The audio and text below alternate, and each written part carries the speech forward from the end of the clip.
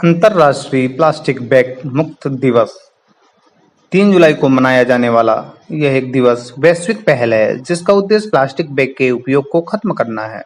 Plastic bag किराने की खरीदारी की सुविधा की तरह लग सकते हैं, लेकिन वे पर्यावरण पर भी भारी बोझ डालते हैं। प्लास्टिक बैग को विघटित होने में 500 साल तक का समय लग सकता है, इसलिए वे हमारे लैंडफिल में रहने वाले बड़े हिस्से का निर्माण करते हैं और हमारे जल मार्गों को प्रदूषित करते हैं। आइए अब इसका थोड़ा सा इतिहास जानते हैं। हमारे इतिहास में अधिकांश समय में एकल उपयोग वाले उत्पाद निंदनीय थे, लेकिन औद्योगिक क्रांति के अंत और आधुनिक युग में प्लास्टिक एक सस्ता और प्रचुर संसाधन बन गया। प्लास्टिक बैग इसका एक आदर्श उदाहरण है। जन्म से लेकर प्रतिबंध तक प्लास्टिक बैग के इतिहास ने हमारी दुनिया को प्रभावित किया। 1933 में सबसे अधिक इस्तेमाल किया जाने वाला प्लास्टिक पॉलीइथिलीन इंग्लैंड के नॉर्थविच में एक रासायनिक संयंत्र में दुर्घटनावश बनाया गया था, जबकि पॉलीइथिलीन को पहले भी छोटे बैचों में बनाया गया था। यह उस सामग्री का पहला संश्लेषण था जो औद्योगिक रूप से व्यवहारिक था और इसका इस्तेमाल शुरू में द्वितीय विश्व युद्ध के दौरान ब्रिटिश सेना द्वारा गुप्त रूप से किया गया था।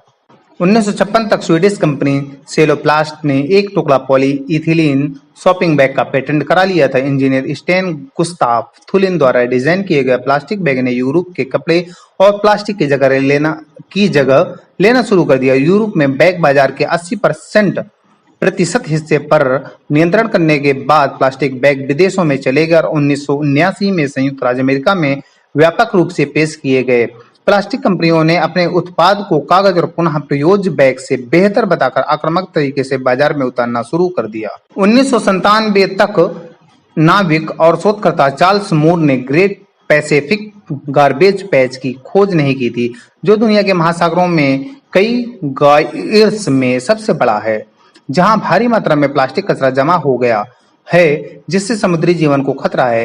यह पता चला कि प्लास्टिक की थैलियां समुद्री कछुओं को मारने के लिए कुख्यात है, जो गलती से उन्हें जेलीफिश समझकर खा लेते हैं।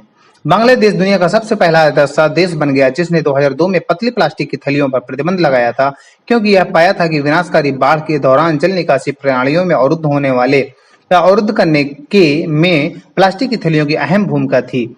दक्षिण अफ्रीका, रवांडा, चीन, ऑस्ट्रेलिया, इटली जैसे अन्य देशों में भी जल्द ही इसका अनुसरण किया।